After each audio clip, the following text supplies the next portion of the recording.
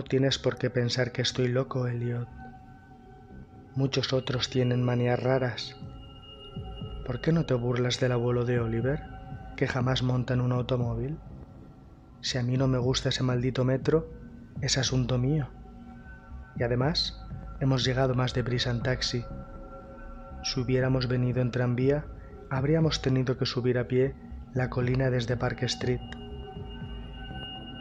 Sé perfectamente que estoy más nervioso que cuando nos vimos el año pasado, pero no por ello debes pensar que lo que necesito es una clínica. Bien sabe Dios que no me faltan motivos para estar internado, pero afortunadamente creo que estoy en mi sano juicio. ¿Por qué ese tercer grado? ¿No acostumbrabas a ser tan inquisitivo? Bueno, sí tienes que oírlo. No veo por qué no puedes hacerlo. Tal vez sea lo mejor, pues desde que te enteraste de que había dejado de ir al Art Club y me mantenía a distancia de Pickman, no has cesado de escribirme, como lo haría un atribulado padre. Ahora que Pickman ha desaparecido de la escena, voy por el club de en cuando, pero mis nervios ya no son lo que eran. No sé qué ha sido de Pickman, y prefiero no adivinarlo. Podrías haber sospechado que dejé de verle porque sabía algo confidencial. Ese es precisamente el motivo por el que no quiera pensar a dónde ha ido. Dejemos a la policía que averigüe lo que pueda, que no será mucho, a juzgar por el hecho de que no saben todavía nada de la vieja casa del North End, que Pickman alquiló bajo el nombre de Peters. No estoy seguro de que volviera a encontrarla yo, ni de que lo intentara, ni siquiera a plena luz del día. Sí, sé bien, o temo saber, por qué la tenía alquilada. De eso voy a hablarte. Y espero que entiendas, antes de que haya terminado, por qué no pienso ir a decírselo a la policía. Me pedirían que los llevara hasta allí, pero yo no podría volver a aquel lugar ni aun en el supuesto de que conociese el camino. Algo había allí. Bueno, por eso ahora no puedo coger el metro ni, y puedes reírte también de lo que voy a decirte, bajar a ningún sótano.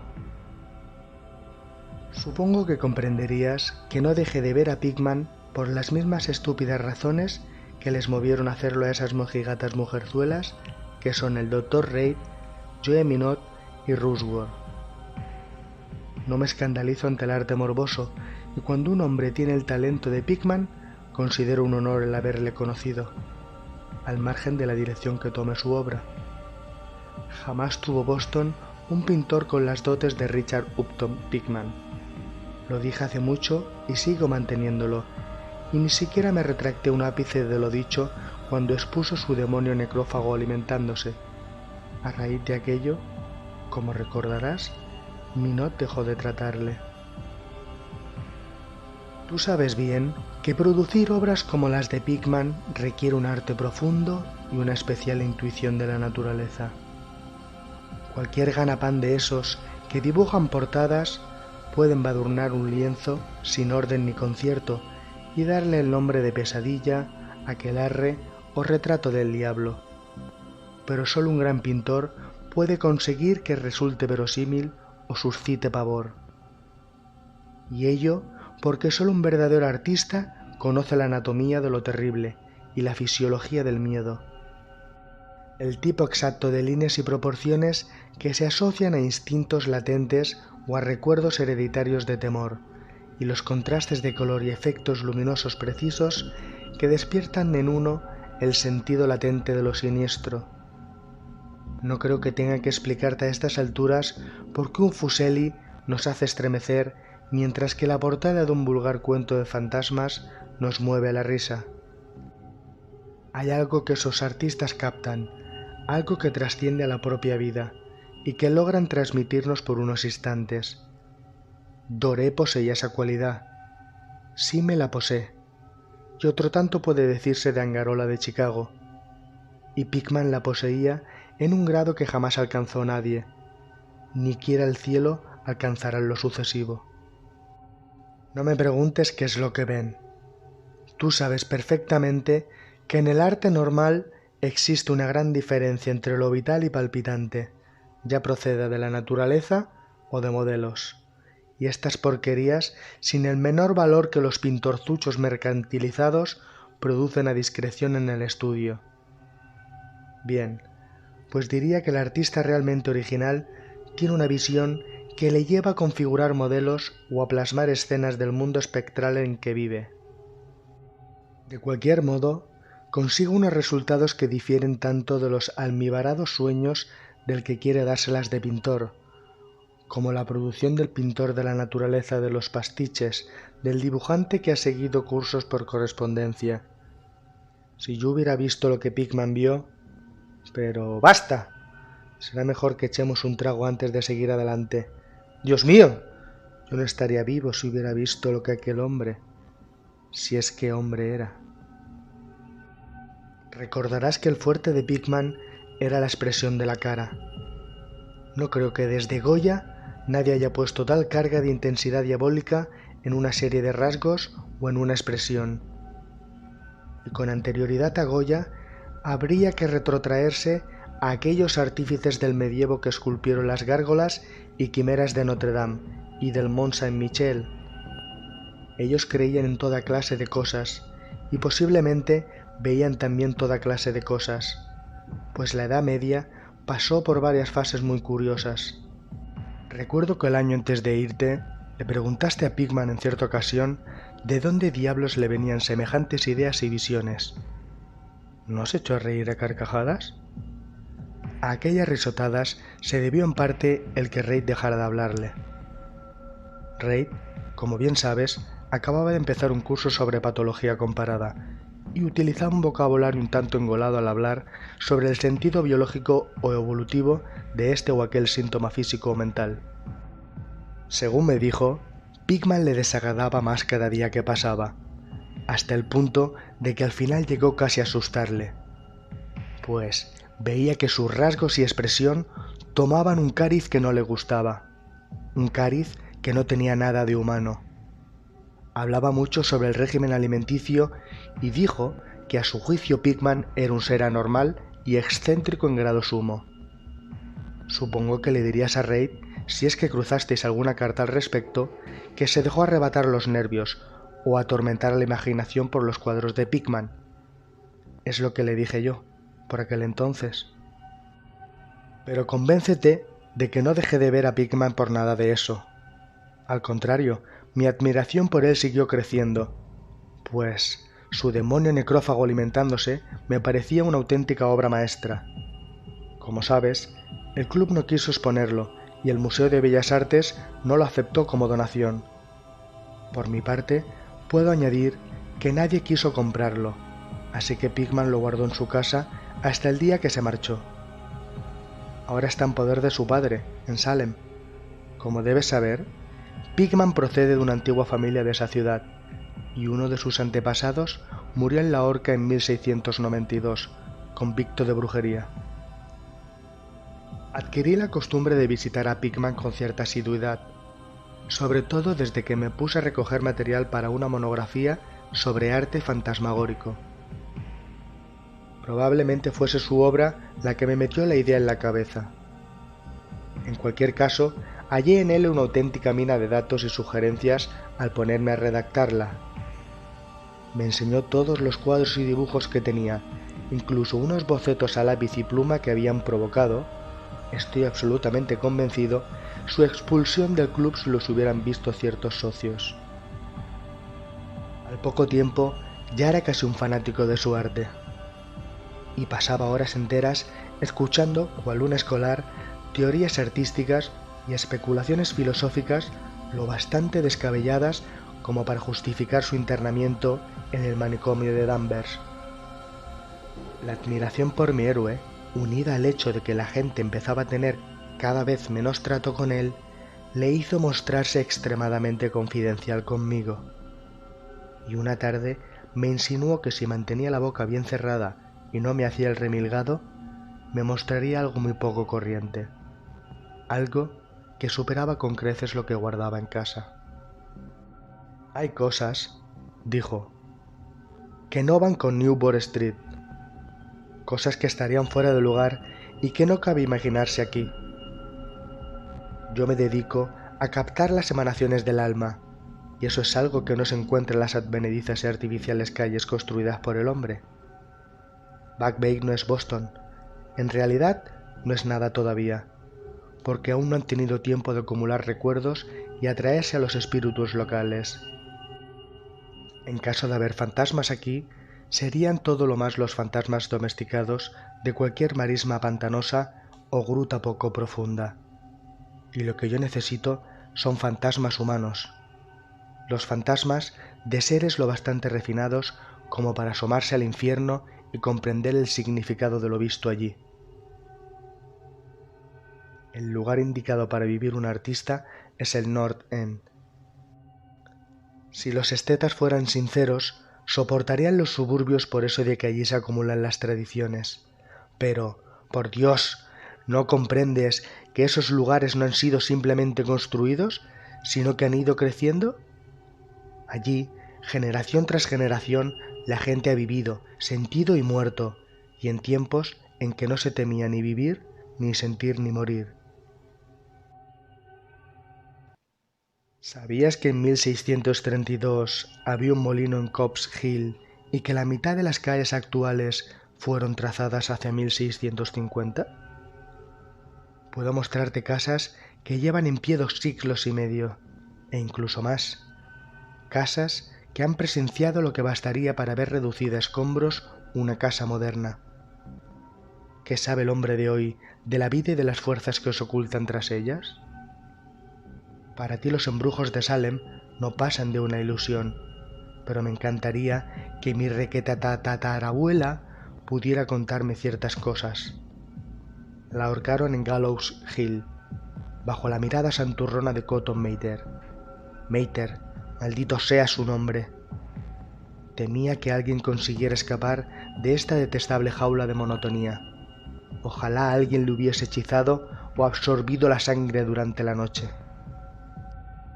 Puedo mostrarte una casa en donde Mather vivió, y otra en la que temía entrar a pesar de todas sus encantadoras baladronadas. Sabía cosas que no se atrevió a decir en aquel estúpido Magnalia o el no menos pueril Maravillas del Mundo Invisible. ¿Sabías que hubo un tiempo en que todo el North End estaba agujereado por túneles a través de los cuales las casas de ciertas personas se comunicaban entre sí y con el camposanto y con el mar? Mucho procesar y mucho proseguir hacia lo descubierto. Pero cada día sucedían cosas que no se podían entender, y de noche se oían risas que no sabían de dónde provenían. En 8 de cada 10 casas construidas antes de 1700, y sin tocar desde entonces, podría mostrarte algo extraño en el sótano. Apenas pasa mes que no se oiga hablar de obreros que descubren galerías y pozos cubiertos de ladrillos, que no conducen a parte alguna, al derribar este o aquel edificio. Tuviste ocasión de ver uno cerca en Hedgeman Street, desde el ferrocarril elevado el año pasado.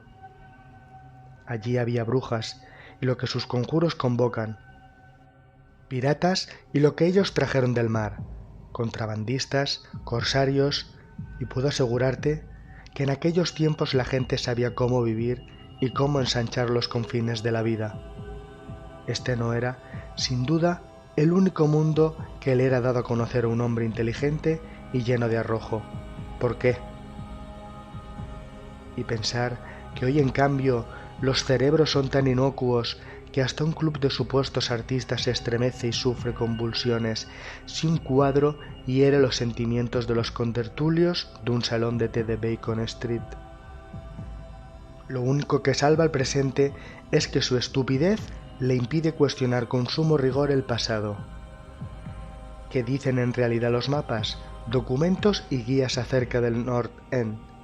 ¡Bah! Tonterías. Así a primera vista me comprometo a llevarte a 30 o 40 callejas y redes de callejuelas al norte de Prince Street, de cuya existencia no sospechan ni 10 seres vivos fuera de los extranjeros que pululan por ellas. ¿Y qué saben de ellas esos hombres de facciones mediterráneas? No, Turber. Esos antiguos lugares se encuentran en el mejor de los sueños.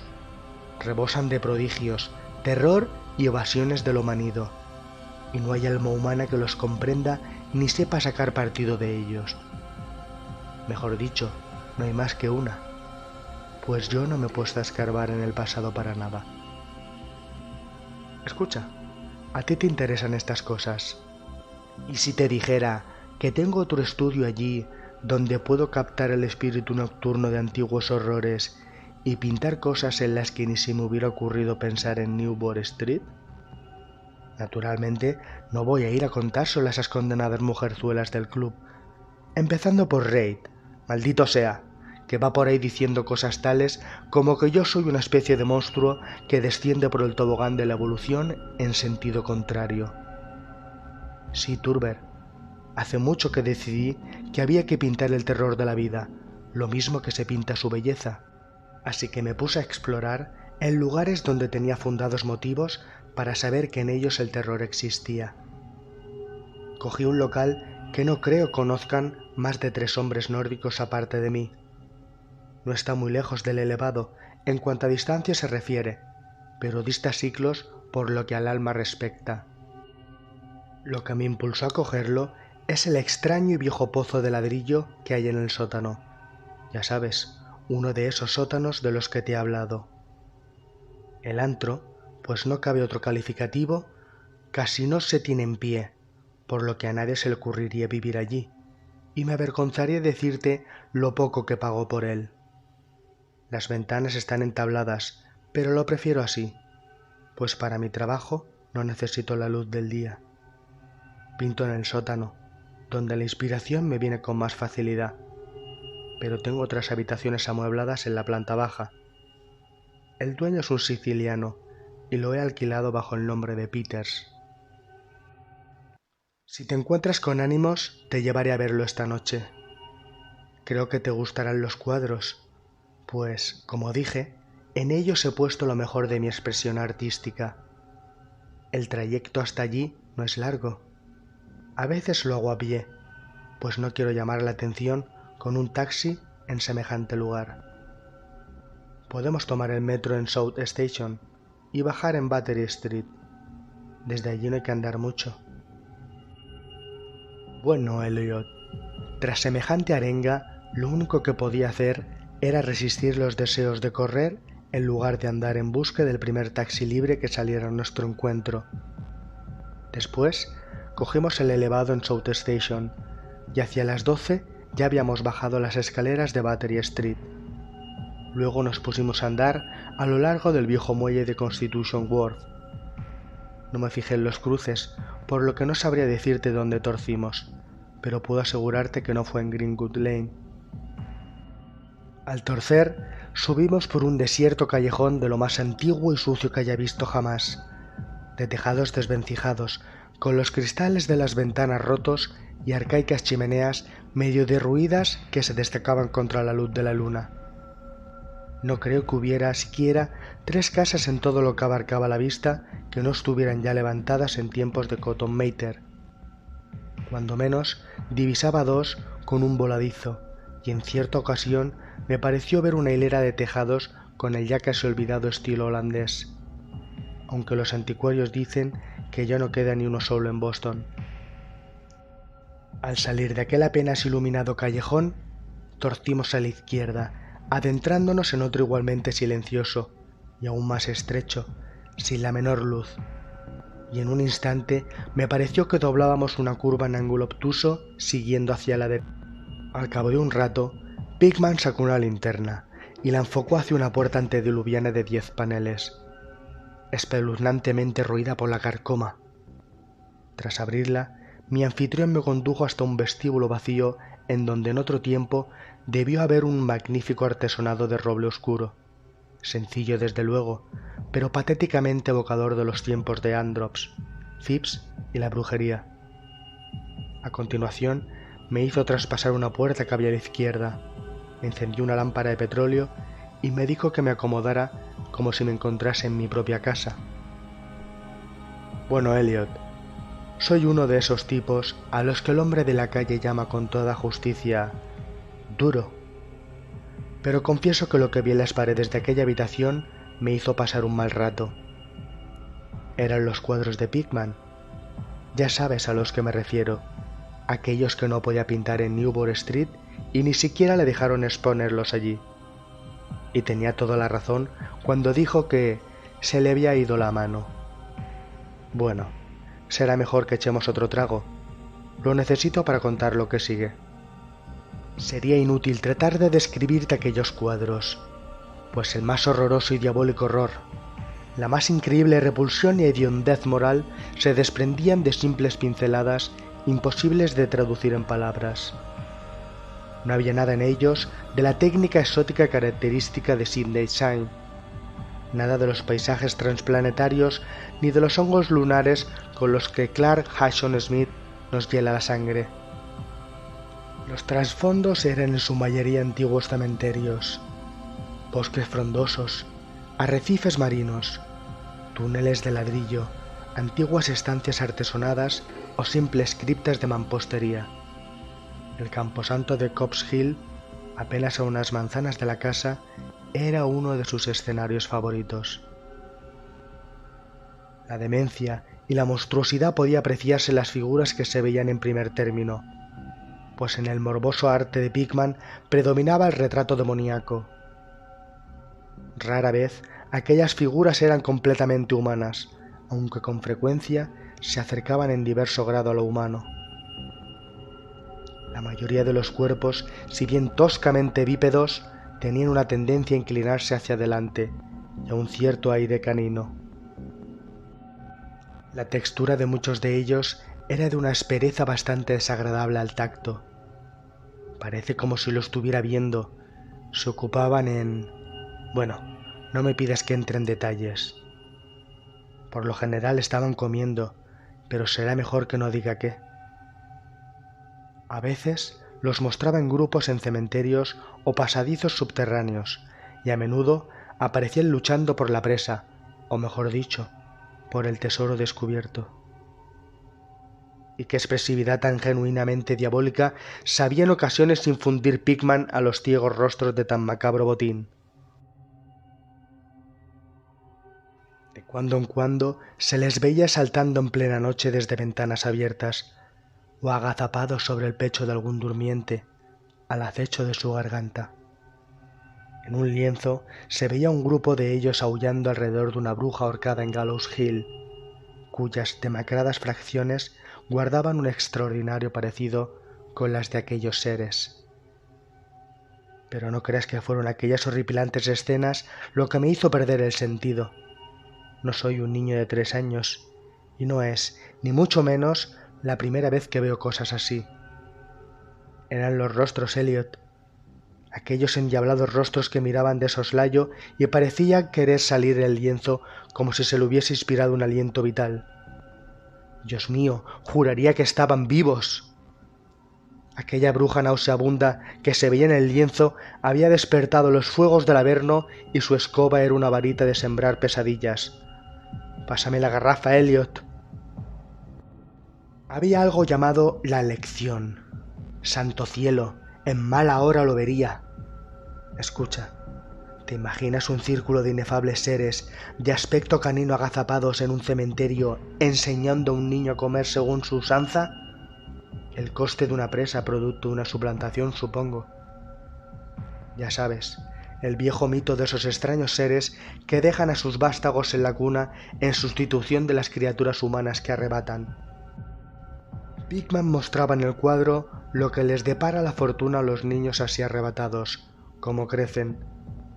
Cuando justo entonces comencé a ver la espantosa afinidad que había entre los rostros de las figuras humanas y las no humanas.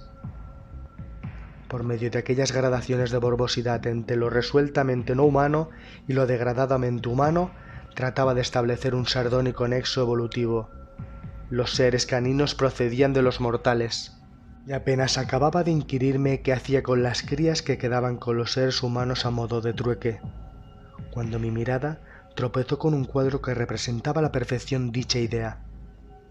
Se trataba de un antiguo interior puritano, una estancia de gruesas vigas con ventanas de celosía, un largo banco y un mobiliario del siglo XVII, de estilo bastante tosco, con la familia sentada en torno al padre mientras éste leía las escrituras. Todos los rostros, salvo uno, mostraban nobleza y veneración, pero ese uno reflejaba la burla del Averno. Era el rostro de un varón de edad juvenil.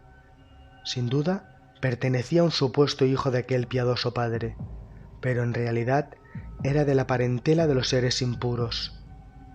Era el niño suplantado, y en un rasgo de suprema ironía, Pickman había pintado a las facciones de aquel adolescente de forma que guardaba un extraordinario parecido con las suyas.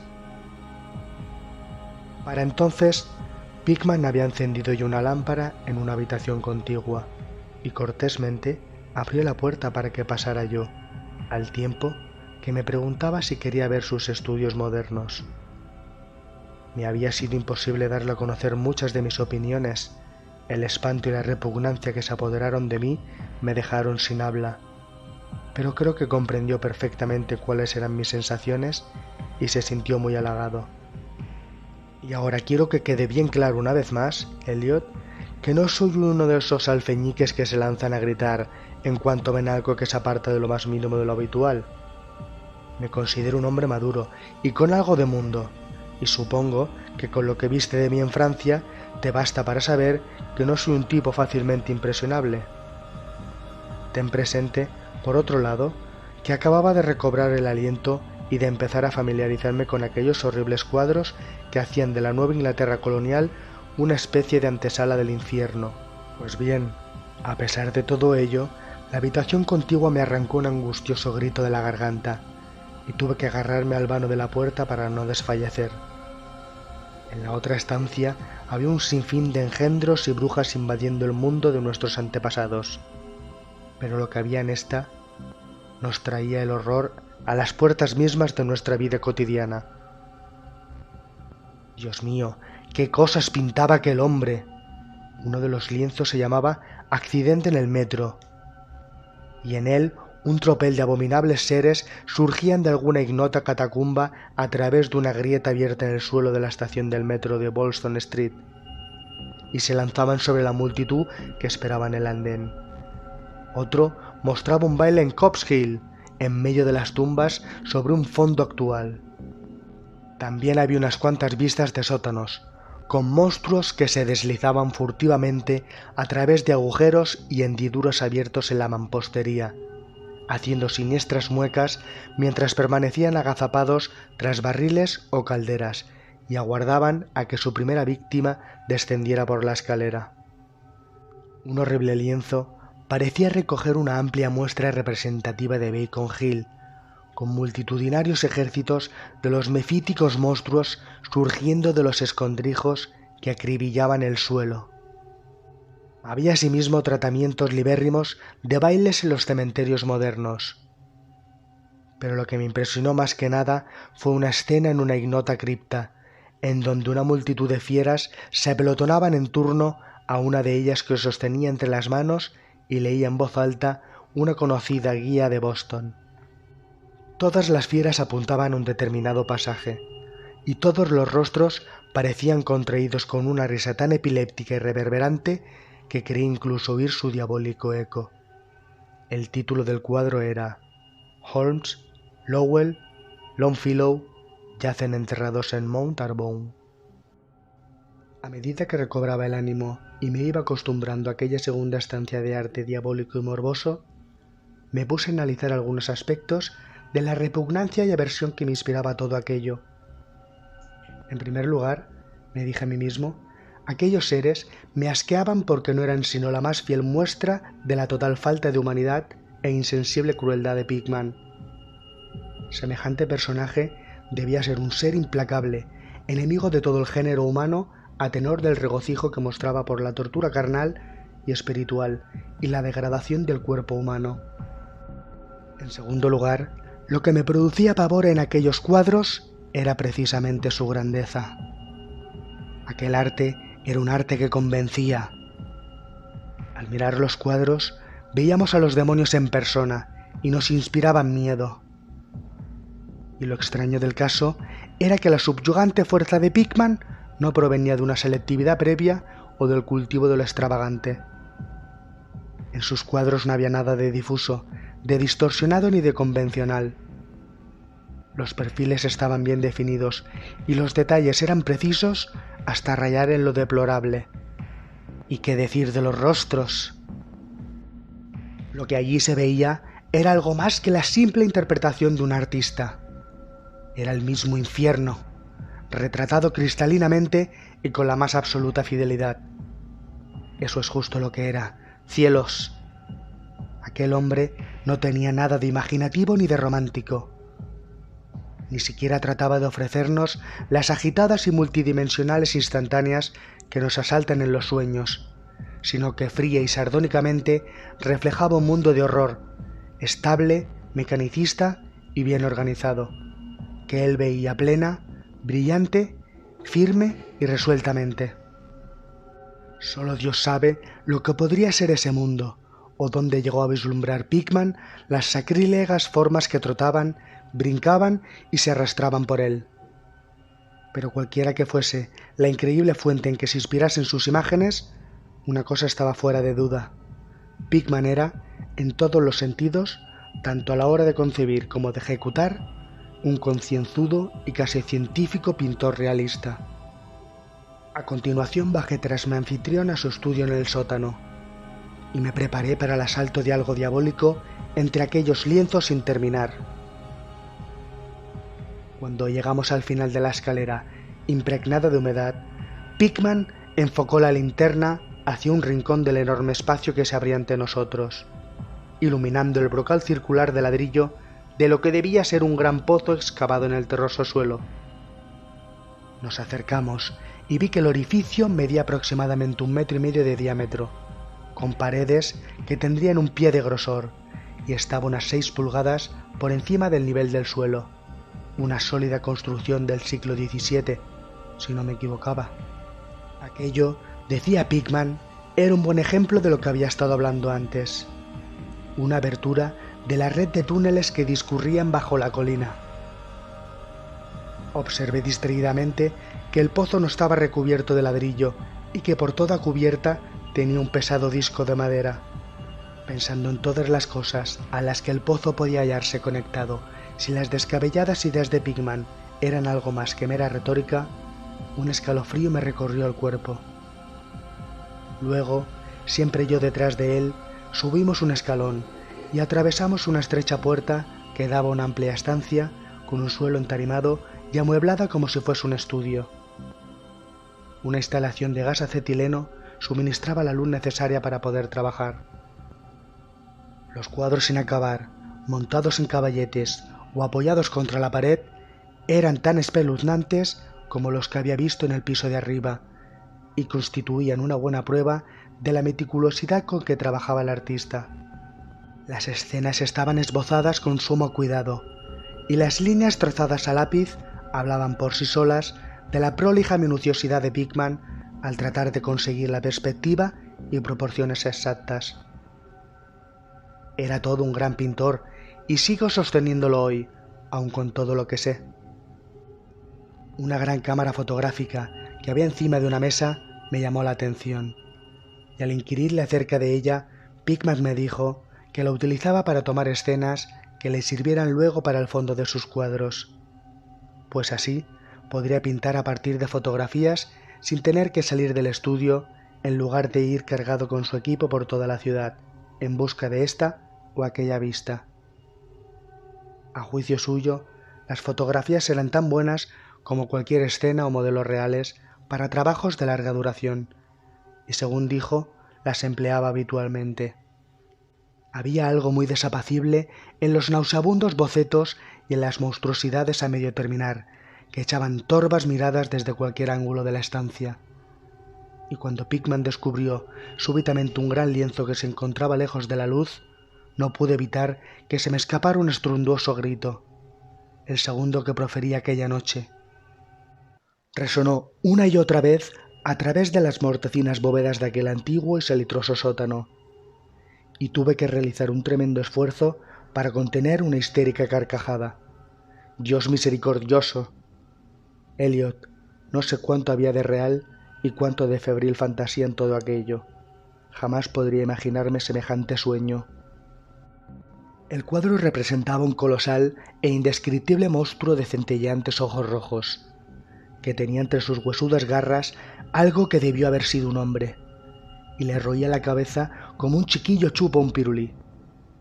Estaba en cuclillas, y al mirarle parecía como si en cualquier momento fuera a soltar su presa en busca de un bocado jugoso. Pero, maldición, la causa de aquel pánico atroz no era ni mucho menos aquella diabólica figura, ni aquel rostro perruno de orejas puntiagudas, ojos inyectados en sangre, nariz chata y labios babeantes. No eran tampoco aquellas garras cubiertas de escamas, ni el cuerpo recubierto de moho, ni los pies semi-ingulados. No era nada de eso, aunque habría bastado cualquiera de tales notas para volver loco al hombre más pintado. Era la técnica Elliot, aquella maldita, implacable y desnaturalizada técnica. Puedo jurar que jamás había visto plasmado en un lienzo el aliento vital de forma tan real. El monstruo estaba presente allí, roía y lanzaba feroces miradas.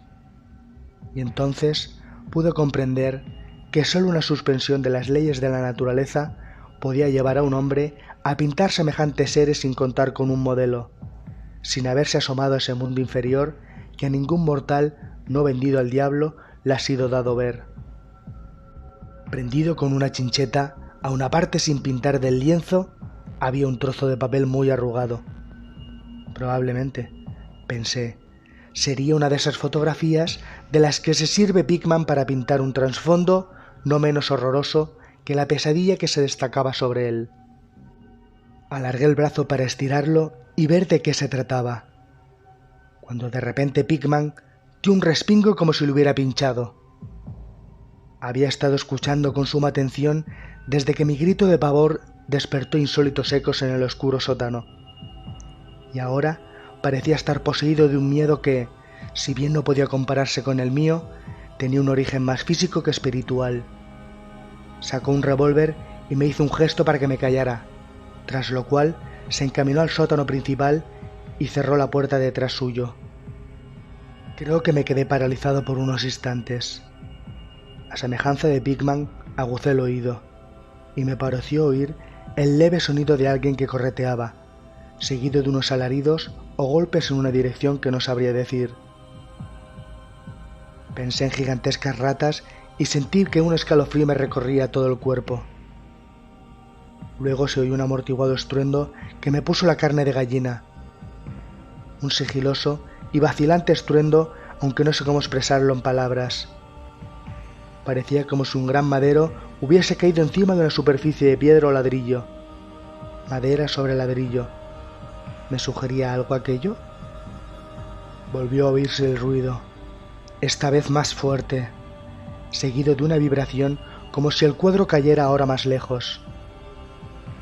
A continuación, se oyó un sonido chirriante y agudo. A Pickman farfullando algo en voz alta y la atronadora descarga de las 6 recámaras de un revólver, disparadas espectacularmente tal como lo haría un domador de leones para impresionar al público. A renglón seguido, un chillido o graznido amortiguado y un fuerte batacazo. Luego más chirridos, producidos por la madera y el ladrillo, seguidos de una pausa y de la apertura de la puerta, sonido este que me produjo, lo confieso, un violento sobresalto. Pickman reapareció con su arma aún humeante al tiempo que imprecaba a las abotagadas ratas que infestaban el antiguo pozo. «El diablo sabrá qué comen, Turber», dijo esbozando una irónica sonrisa. «Pues esos arcaicos túneles comunican con cementerios, guaridas de brujas y llegan hasta el mismo litoral. Pero sea lo que sea, han debido quedarse sin provisiones, pues estaban rabiosas por salir. Tus gritos debieron excitarlas. Lo mejor será andar con cuidado por estos parajes. Nuestros amigos roedores son el mayor inconveniente, aunque a veces pienso que con ellos se consigue crear una cierta atmósfera y colorido». «Bueno, Elliot, Aquel fue el final de la aventura nocturna. Pigman me había prometido enseñarme el lugar, y bien sabe Dios que lo hizo. Me sacó de aquella maraña de callejas por otra dirección al parecer, pues cuando vimos la luz de una farola nos hallábamos en una calle que me resultaba familiar, con monótonas hileras de bloques de pisos y viejas casas entremezcladas. Aquella calle no era otra que Charter Street, pero yo me encontraba demasiado agitado como para poder advertirlo. Era ya demasiado tarde para tomar el elevado, así que volvimos andando a lo largo de Hanover Street. Recuerdo muy bien el paseo. Dimos la vuelta en Tremont y tras subir por Bacon llegamos a la esquina de Joy, en donde nos separamos. Desde entonces no hemos vuelto a vernos más. ¿Por qué dejé de ver a Pigman? No seas impaciente. Espera que llame para que nos traigan café, pues ya hemos tomado bastante de lo otro, y al menos yo necesito beber algo. No eran los cuadros que vi en aquel lugar, aunque juraría que bastaría con ellos para que a Pigman no le permitieran el acceso en 9 de cada 10 hogares y clubs de Boston. Supongo que ahora comprenderás por qué evito por todos los medios bajar a metros o sótanos. Fue algo que encontré en mi abrigo la mañana siguiente. Me refiero al arrugado papel prendido a aquel horripilante lienzo del sótano, aquello que tomé por una fotografía de alguna vista que Pigman pretendía reproducir a manera de trasfondo para el monstruo. El último respingo de Pigman se produjo justo cuando iba a desenrollar el papel, y al parecer me lo metí distraídamente en el bolsillo. Pero bueno, aquí está el café. Te aconsejo que lo tomes puro, Elliot. Sí, a aquel papel se debió el que no volviera a ver más a Pigman. Richard Upton Pigman, el artista más dotado que he conocido, y el más execrable ser que haya traspasado jamás los límites de la vida para abismarse en las cimas del mito y la locura. El viejo rey tenía razón, Elliot. No puede decirse que Pigman fuera humano estrictamente hablando. O bien nació bajo una influencia maligna, o dio con la forma de abrir la puerta prohibida. Ya da lo mismo, pues desapareció. Volvió a abismarse en esa increíble oscuridad que él tanto gustaba frecuentar. Será mejor que encendamos el candelabro. No me pides que te explique o siquiera conjeture qué es lo que quemé. Tampoco me preguntes qué había tras esa especie de topo gateador que tan bien se las arregló Pigman para hacer pasar por ratas. Hay secretos que pueden proceder de los viejos tiempos de Salem, y Cotton Mather cuenta cosas aún más extrañas. Bien sabes tú cuán endiabladamente expresivos eran los cuadros de Pigman, como todos nos preguntábamos más de una vez de dónde podía sacar aquellos rostros.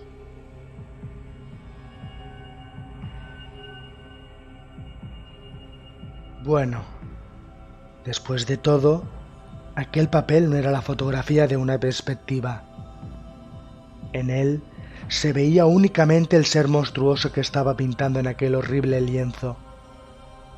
Era el modelo en que se inspiraba, y el trasfondo no era sino la pared del estudio del sótano pintada con todo lujo de detalle. Por el amor de Dios, Elliot, aquella era una fotografía tomada del natural.